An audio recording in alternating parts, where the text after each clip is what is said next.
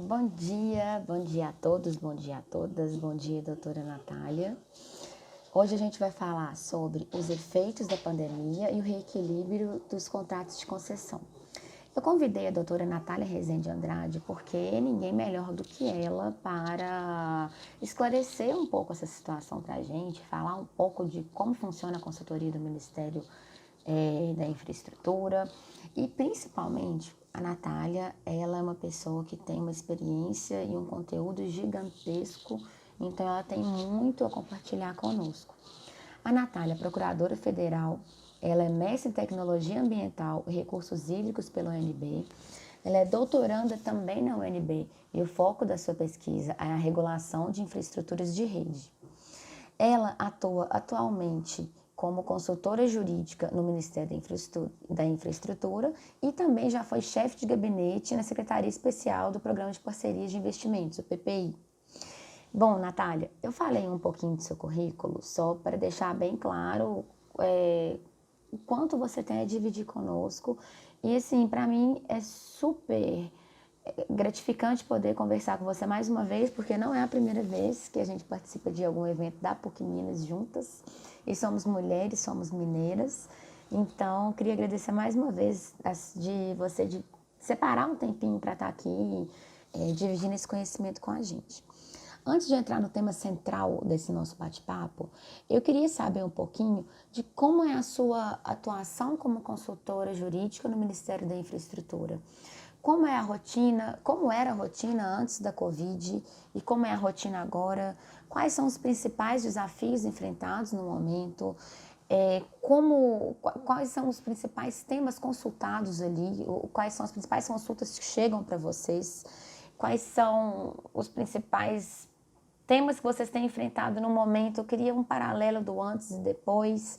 Eu queria só que você contextualizasse um pouco e dividisse um pouco com a gente como que é o funcionamento dessa consultoria e como vocês lidam, qual é o dia a dia de vocês. Para mim é um prazer imenso estar aqui com você, uma profissional que a gente tanto admira, e eu só tenho que inicialmente parabenizar pela iniciativa e sempre nos colocar aqui à disposição para conversar sobre esses temas, outros também que são tão importantes aí para a nossa infraestrutura. Como você bem colocou, a gente já se encontrou num evento muito bem organizado por você lá na PUC Minas, né? Fico muito feliz aí pelo convite. Só contextualizando rapidinho, o Ministério da Infraestrutura é um ministério responsável pela política de transportes terrestre, aeroviário, aeroportuário, do setor de portos, de transporte aquaviário, e a consultoria jurídica junto ao Ministério da Infraestrutura, como um órgão de execução da Advocacia Geral da União, presta assessoramento no âmbito da pasta. Nós somos um órgão da AGU, administrativamente subordinado ao Ministro de Estado. Isso está lá na Lei Complementar 73, está no Decreto de Estrutura Regimental do Ministério. E aqui a nossa composição, falando bem rapidamente, espelha mais ou menos o Ministério. Então, nós temos uma coordenação de portos, transportes aquaviários, uma coordenação para o setor aéreo, uma coordenação para transportes terrestres e trânsito, que também hoje é uma competência do Ministério da Infraestrutura, uma coordenação para assuntos administrativos e uma coordenação para assuntos judiciais. Falando bem basicamente da estrutura da consultoria jurídica, seria isso. Nós atuamos muito no assessoramento jurídico, na análise de minuta, de atos normativos, editais, contratos, sempre próximo ao gestor, sempre com uma atuação muito proativa, muito de auxílio, de orientação. E aí eu já até deixo o meu agradecimento aqui à minha equipe, que é sensacional, maravilhosa. Sem eles eu falo que eu não faço nada. Aqui na Conjur, hoje, e o Ministério, de forma geral, vem atuando em duas frentes. Frente Covid e a frente de infraestrutura mesmo, no intuito de dar continuidade àquelas ações que já vinham sendo feitas pelo Ministério da Infraestrutura desde o início do governo. Bom, na frente Covid, o que é importante a gente destacar aqui? O Ministério vem promovendo uma série de ações, desde a articulação, e aí vou exemplificar a articulação no âmbito, por exemplo, do CONCETRANS, um conselho que foi institucionalizado, foi formalizado mesmo, por meio do decreto 10.298, de 30 de março. Esse conselho ele auxilia muito na articulação de ações com os estados. Quem compõe é o ministro de Estado da Infraestrutura, os secretários de Estado, os secretários nacionais aqui do Ministério e os 27 secretários de Estado do DF. Então, a ideia é coordenar ações, é fazer tudo no momento que a gente precisa tanto dessa coordenação. Outra ação também que a gente pode colocar é a elaboração de atos normativos, a contratação, por exemplo, que a gente está finalizando agora de logística internacional. Então, a gente está num processo aí para trazer, em auxílio ao Ministério da Saúde, uma compra de 240 milhões de máscaras, 10 por meio de doação de serviço do frete e as demais por meio de um processo de dispensa com base na Lei 13.979. Tá? Então, 240 milhões, 10 por doação, 230 mais ou menos por meio desse contrato. Em relação aos atos normativos que eu havia mencionado, a gente pode citar aí no âmbito da Covid a MP 925, que foi uma medida provisória focada no setor aéreo, o setor sofre muito por causa dessa crise, e uma das medidas de enfrentamento postas nessa medida provisória foi a postergação do pagamento de outorgas fixas e de contribuições fixas e variáveis para até 18 de dezembro desse ano, uma flexibilização em relação ao reembolso. Isso no âmbito do setor aéreo, várias outras medidas foram feitas também, estou só destacando aqui para não me alongar muito. No âmbito do setor portuário, posso destacar a medida provisória 945, que trouxe basicamente segurança, saúde, ela prima por isso para os trabalhadores avulsos portuários. Tem alguns critérios lá de afastamento e esses trabalhadores que são afastados, que estão no perfil de risco, vão também receber uma indenização. Essa indenização, quem vai pagar será o operador portuário ou aquele que requisitou o serviço. E outro ponto relevante dessa medida provisória é a garantia da continuidade dos serviços portuários, tão essenciais para o país de forma geral. Bom, de atos normativos de consultivo eu poderia citar isso e além de todo o assessoramento que a gente presta nesse âmbito, poderia destacar aqui uma atuação aí no âmbito judicial preventiva, que a gente sempre tenta muito prevenir litígios, e quando isso não é possível, prestar subsídios para o contencioso da AGU, que sempre nos ajuda muito, sempre é muito proativo também, muito diligente em todas as suas ações, para dar os subsídios necessários a fim de enfrentarmos essas ações no âmbito da justiça, que não é o que a gente deseja, mas acontece muitas vezes. Então, a título de prevenção de litígio, que eu poderia citar aqui para você, a gente tenta conversar muito, fazer muita articulação, tanto internamente com os órgãos aqui do Executivo, quanto fora também, Ministério Público Federal. Então, por exemplo, na semana passada a gente formalizou um acordo de cooperação técnica com o Ministério Público Federal para prevenir litígios. A gente já vem fazendo isso no âmbito da terceira Câmara do MPF, que é a Câmara que trata de infraestrutura. Então, sempre nesse intuito de trocar informação, articular e prevenir. Quando não é possível, a gente também se defende na justiça. E para isso a gente até também, mesma lógica do parecer que a gente vai comentar aqui depois, a gente tentou fazer também um parecer para dar um norte, um parecer referencial, abordando primeiro as competências da União, sobretudo as afetas ao Ministério da Infraestrutura. Então, se a gente olhar lá o artigo 21, inciso 12, a linha C, D e E, a gente vê que é competência da União explorar diretamente ou mediante concessão, permissão, ou autorização a infraestrutura aeroportuária, serviços de transporte ferroviário e aquaviário que transponham limites de estados, transporte interestadual e internacional de passageiros. A gente tenta demonstrar isso, tenta demonstrar a importância desse transporte, do transporte de cargas para o abastecimento da população, para levar insumos, medicamentos, respiradores, enfim, como isso deve ser considerado quando chega ao ponto dessas decisões judiciais. Porque outra coisa que a gente aborda também nesse parecer e que a gente vem falando muito, o transporte aéreo, por exemplo, ele tem suas peculiaridades, então eu não tenho como separar a carga do passageiro no setor aéreo. Se eu restringo, se eu suspendo linhas, se eu suspendo voos, eu fecho aeroportos, eu estou prejudicando o abastecimento da população, estou prejudicando a logística de cargas que pode salvar vidas, pode gerar empregos. Então, muitas vezes a gente vê no âmbito judicial decisões que podem até ser de boa fé, mas como é próprio do gestor, do administrador público ter essa noção do que eu estou falando, das particularidades, das complexidades de cada setor, é muito complicado a gente deixar isso na mão da justiça. Então, a gente tenta trazer um pouquinho dessa realidade que a gente detalha depois em cada caso, quando é necessário, para sensibilizar mesmo. Isso, quando chega no âmbito da justiça, a gente tenta fazer isso antes.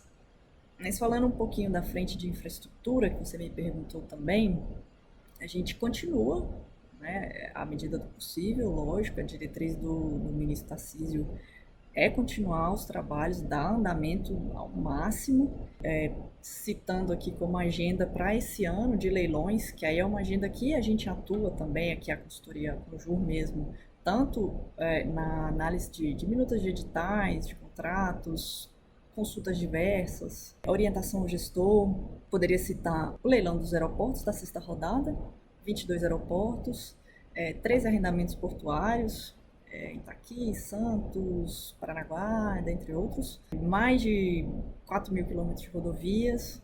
No âmbito ferroviário, a concessão da Ferrovia de Integração Leste-Oeste, FIOL, 537 quilômetros mais ou menos, Ferrogrão, 933 quilômetros, também mais ou menos, sem contar as prorrogações antecipadas que hoje estão em análise no Tribunal de Contas da União. Aí eu vou citar a Malha Paulista, que está um processo mais adiantado, e a Estrada de Ferro Carajás, Estrada de Ferro Vitória Minas. Desafios que eu anotei aqui. Nossa, nós temos muitos desafios e nos alegra muito ter esses desafios. Eu estava até dando uma olhada para fazer o planejamento desse ano, no que a gente tinha pautado no ano passado, a título principalmente de ato normativo, e a gente conseguiu avançar bem nessa agenda. Então, se eu fosse citar aí decreto de relicitação, decreto de arbitragem no setor de infraestrutura, no setor de transportes, decreto de desfazimento de bens e extinção de contratos de arrendamento vinculados a esses bens, no setor ferroviário. Isso tudo a gente conseguiu dar andamento, foram publicados esses decretos, uma portaria importantíssima no setor portuário, que foi até destacada pelos ministros do TCU há semanas, a 530 de 2019, que trata dos arrendamentos, várias portarias internas. Então, a gente já fez esse trabalho, a gente tenta acompanhar muito aqui a área técnica, é um trabalho de equipe mesmo, e o que a gente vai tentar, lógico, é sempre aprimorar tanto a parte contratual, a parte de atos, enfim, o que nos for demandado.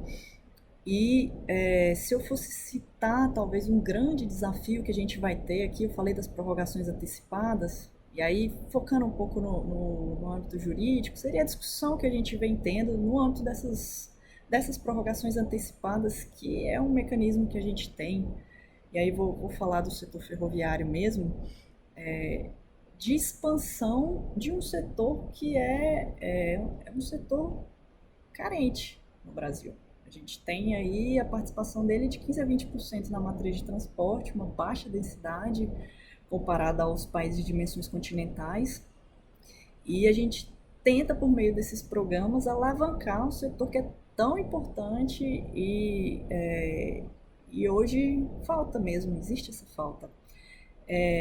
Um mecanismo criativo, digamos assim, que foi concebido pela Lei 13.448, fruto da Conversão da Medida Provisória 752 de 2016, essa lei é uma lei promulgada em 2017, em junho, é o investimento em malha de interesse da administração. O que isso significa? Como é que funciona a lógica desses investimentos? Vou fazer uma prorrogação antecipada, e aí essa lei detalha, tem critérios objetivos lá para requerer essa prorrogação antecipada, tem fluxo, então você tem que passar por audiência, consulta pública, Tribunal de Contas da União, tem que fazer um estudo de vantajosidade frente a uma nova licitação, tem que cumprir alguns critérios, enfim. análise de impacto regulatório. Quando você pega esses investimentos, você calcula esses investimentos na própria malha, que a prioridade é fazer investimentos nessa malha, o mote da prorrogação antecipada é você antecipar investimentos que não poderiam ser feitos no âmbito de contratos atuais e também dar uma melhoria regulatória nesses contratos que foram firmados em uma época cuja preocupação principal não era essa regulatória, a gente sabe disso. Então, seriam esses dois objetivos principais e quando você coloca investimentos na própria malha, deduz custos operacionais, despesas administrativas, enfim, se sobrar um valor residual, o que você pode fazer com esse valor residual? Você pode investir em uma malha de interesse da administração. Isso com base em estudos técnicos, obviamente, está lá no Plano Nacional de Logística hoje. Você pode fazer isso com base no artigo 25, parágrafo 1º da 13448. Então, qual que é a lógica disso? Eu tinha uma obrigação de pagar e agora eu tenho uma obrigação de fazer.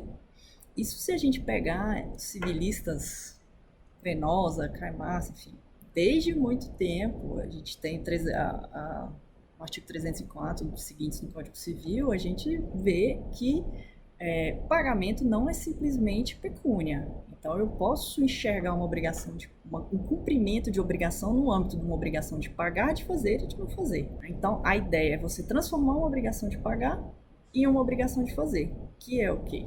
O concessionário fazer uma nova ferrovia, que hoje seria muito difícil você fazer por recursos públicos, porque a gente sabe que a situação não é fácil, apesar da gente sempre tentar, e aí junto com o Ministério da Economia, que sempre nos ajuda muito. Então, o concessionário faz uma nova ferrovia, essa ferrovia é ativo da União, uma obrigação de fazer, vira um ativo da União, eu posso outorgar essa ferrovia, eu posso fazer uma concessão dessa ferrovia, em observância ao artigo 175 da Constituição Federal. E aí, vejam, não tem bula alguma, porque dessa obrigação de fazer, eu vou fazer uma concessão. E essa concessão vai me gerar um novo valor de outorga. Esse novo valor de outorga, eu posso reinvestir novamente no setor, fazendo outra ferrovia, se for o caso, ou gerar superávit primário, enfim. O que eu faço com isso? Eu retroalimento o setor, eu impulsiono o setor ferroviário. Então, essa discussão é muito importante para a gente e ela foi trazida à tona em fevereiro no STF, no âmbito de uma ADI, a 5991, na qual a gente teve um resultado excelente, foi apenas em sede de cautelar. Eu diria que alguns ministros, inclusive, adiantaram o voto no sentido da constitucionalidade dos dispositivos questionados. Um deles era esse, de investimento, o pessoal chama de investimento cruzado. Eu não gosto muito do termo, mas seria isso, investimento em malha de interesse da administração. E agora a gente também tem essa discussão no âmbito do Tribunal de Contas da União. É um desafio, como vários outros. Destaquei porque, naturalmente, ele já é muito importante. E nesse momento de crise, no pós-crise, principalmente para reaquecer a economia, para gerar emprego, gerar renda, será ainda mais. Muito obrigada, Natália. Agora eu queria falar um pouquinho sobre o parecer 261 de 2020 da AGU. Há alguns dias, a gente pôde observar na imprensa e em diversos outros veículos a informação de que a AGU reconheceu o direito ao reequilíbrio dos contratos das rodovias, portos e aeroportos, pois a pandemia configura força maior. E na pesquisa que eu fiz, eu vi que essa informação realmente ela é um título, ela é bem clara e é assim que ela tem sido veiculada. Só que através da leitura do parecer, a gente percebe que existem outros pontos a serem abordados. Então eu queria entender qual é a real dimensão do parecer. O que a gente tem que entender do parecer, o que motivou a conclusão desse parecer. Outro ponto, o que as empresas e o mercado devem entender do parecer. E, por fim, quem de fato, de acordo com o entendimento da AGU, teria o direito ao reequilíbrio dos contratos. Perfeito, Luísa.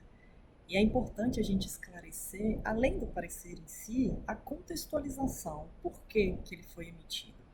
Bom, nessas discussões que a gente vem tendo em relação à Covid, articulação necessária, ações judiciais. Nas últimas semanas, a gente vem percebendo um desconforto ou dúvidas, questionamentos sobre as repercussões, os efeitos jurídicos dessa pandemia no âmbito dos contratos. E aí eu vou me restringir aqui aos contratos do setor de transportes, que é a área do Ministério da Infraestrutura.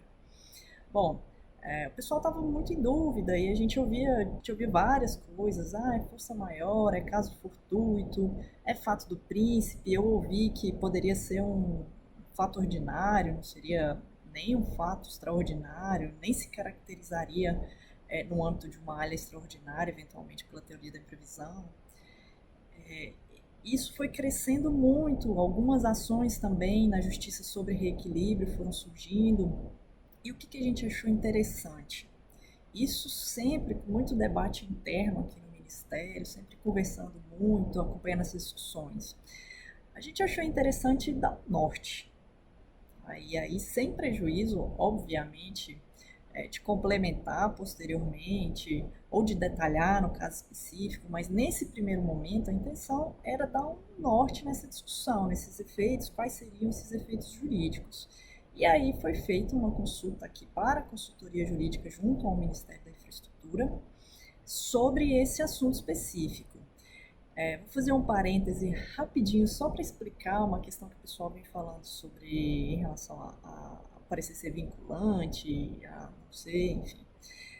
Se a gente olhar lá a Lei Complementar 73, isso está lá no artigo 40, a gente vai perceber que o parecer, para ele ser vinculante para a administração pública federal, ele tem que ser aprovado e publicado, aprovado pelo presidente da República e publicado.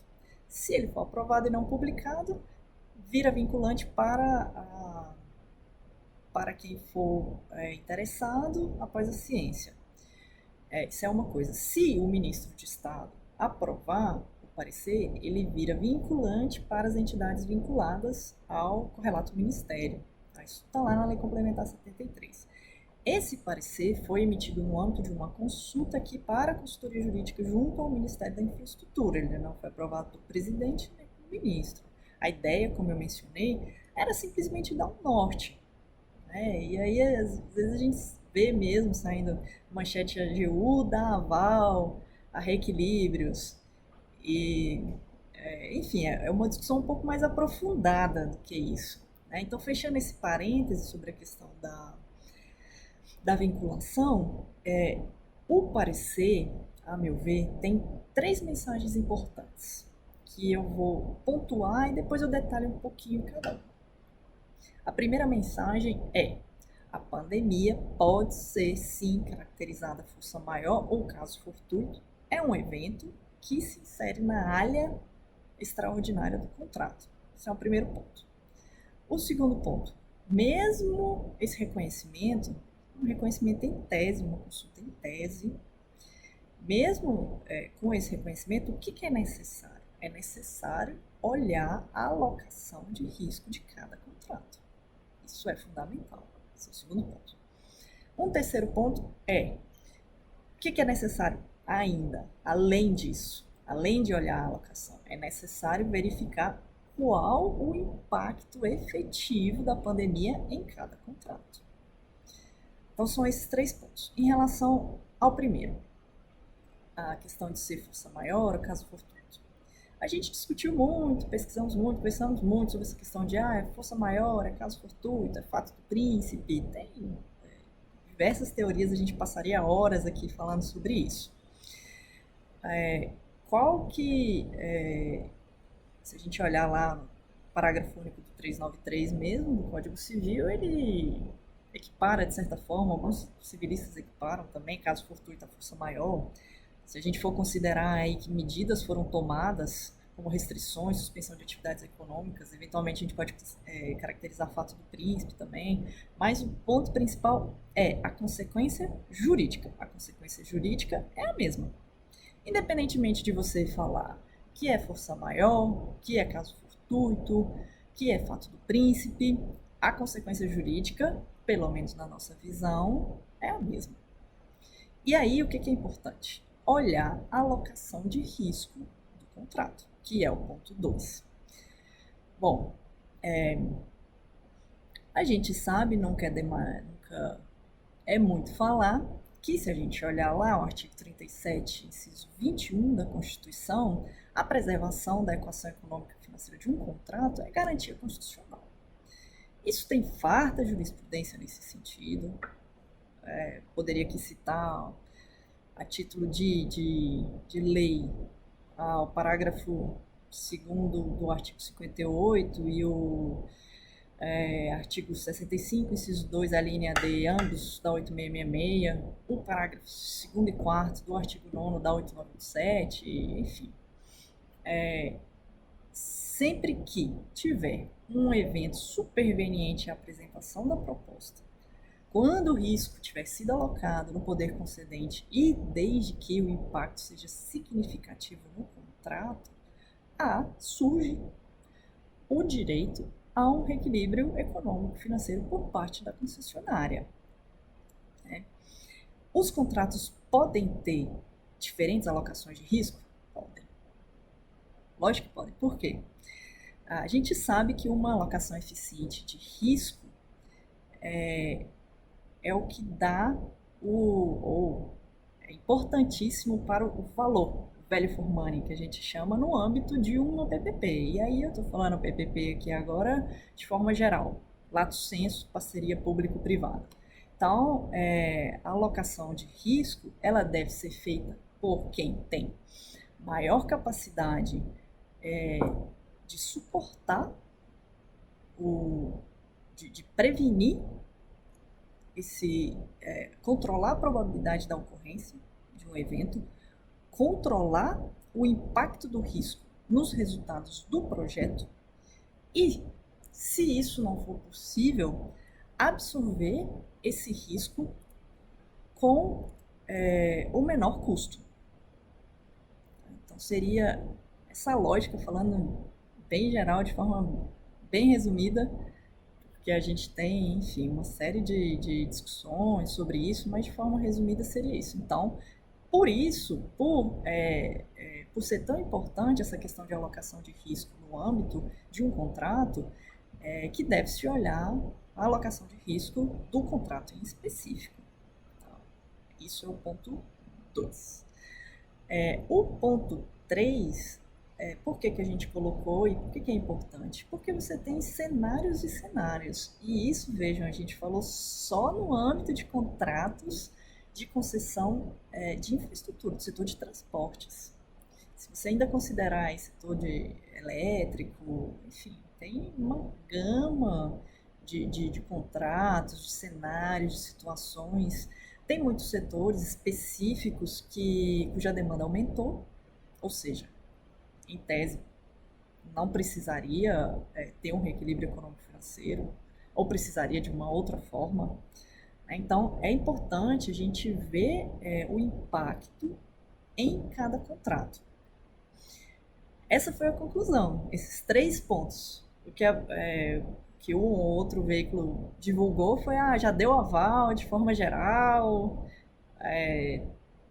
tem direito a reequilíbrio, mas não é bem assim, né? A gente tem que verificar. É força maior o caso fortuito? É difícil você falar o contrário. Né? Você falar que essa pandemia é um fato ordinário é algo assim que eu não consigo alcançar, pelo menos. Mas tem que olhar a alocação de risco de cada contrato, tem que verificar se teve impacto, e aí sim, verificado isso, tem direito, isso é um direito constitucional, isso é um direito que está nos contratos. Não tem muita discussão em relação a isso, não. Mas é importante a gente esclarecer isso, porque, de fato, depois da publicação de algumas matérias, a gente tem recebido muito pedido de informação, muita busca, mas é bom. E aí, de novo, o porquê de parabenizar a iniciativa, até para ter esse espaço de explicação mesmo, de esclarecimento. Enfim, hoje em dia é tão importante essa informação que a gente passa aí por meio de veículos de comunicação como esse, de conteúdo de qualidade como o seu. Muito obrigada, Natália. Bom, então, alguns contratos serão sim reequilibrados. Eu queria saber, na sua opinião, Como você acha que deve ser conduzida a agenda de negociações desses contratos? Olha, eu diria que com cautela, lógico, e sempre observando a celeridade necessária num momento tão importante como esse de crise, que a gente tem que observar os procedimentos necessários, tem que, como eu mencionei anteriormente, ver o contrato, ver a alocação de riscos do contrato, ver o impacto que isso teve no contrato e ter também a celeridade para dar respostas rápidas. Focando aqui um pouco no âmbito de infraestrutura, do setor de transportes, no setor terrestre e de aviação civil, essa agenda naturalmente vai ser conduzida pelas respectivas agências, a Agência Nacional de Transportes Terrestres e a Agência Nacional de Aviação Civil, a NTT e a ANAC, lógico, observando diretrizes do Ministério da Infraestrutura, como o formulador de política pública. No âmbito do setor portuário, como o Ministério é considerado poder concedente, ele, juntamente com a ANTAC, a Agência Nacional de Transportes Aquaviários, vai tocar essa agenda, e aí eu digo ANTAC também porque os exatos termos da Portaria 530 de 2019, que cuida dos arrendamentos portuários, ela é a responsável por decidir sobre essas pretensões.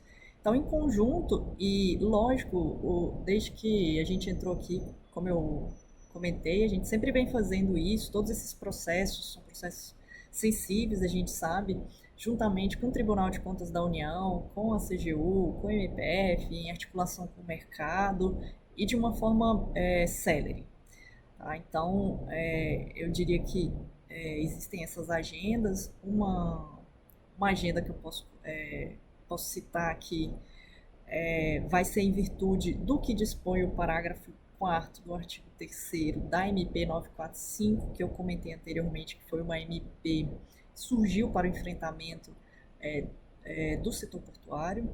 Então, se a gente olhar lá, e aí a gente inclusive deixou essa mensagem na MP, se a indenização que eu comentei anteriormente tiver impacto nos contratos de arrendamento, eles poderão ser reequilibrados. Aí muita gente falou assim, poxa, mas isso é óbvio, isso já está lá na Constituição, em todos aqueles artigos que eu mencionei anteriormente. É óbvio, mas a gente brinca que às vezes em momentos de crise o óbvio deve ser dito. Então a gente já deixou essa mensagem lá também, que é muito isso que a gente vem conversando, né? Vai ser uma outra perna aí da agenda, a gente vem pensando aqui internamente com debates para ver se tem como fazer algum procedimento mais célere, mais expedito, enfim, isso é uma coisa que a gente está discutindo. E o que eu tenho certeza que todo mundo quer é que se enfrente essa pandemia com muita cautela, com muita precaução, com tudo todas as medidas que são necessárias. E, obviamente, se pense no pós-crise, se pense nesse enfrentamento, na geração de emprego, de renda, de desenvolvimento, de continuidade do desenvolvimento da infraestrutura que a gente já vinha fazendo, que nós continuamos a fazer mesmo nesses momentos. Então, acho que são esses dois pilares. E num espírito colaborativo, acho que todo mundo está junto, o executivo, mercado, órgão de controle interno, enfim, acho que é esse o sentimento que a gente tem, que a gente espera também da parte de todos. Então, eu queria agradecer a sua presença aqui hoje, dizer que a gente sempre está com as portas abertas e é sempre muito bom escutar todo o seu conhecimento. Muito obrigada mesmo por topar participar desse projeto. Muito obrigada por compartilhar esse conhecimento e com certeza nós todos saímos daqui agora com um entendimento muito diferente e com todas as informações muito mais claras. E aprendemos muito com você. Muitíssimo obrigada. Eu que agradeço demais o espaço, a oportunidade, e estou sempre à disposição para outros temas. Eu, a minha equipe, toda a consultoria jurídica, o Ministério da Infraestrutura, sempre que precisar estaremos à disposição. Parabéns pelo trabalho, parabéns pela iniciativa e conte conosco aqui no Ministério da Infraestrutura. Um abraço grande.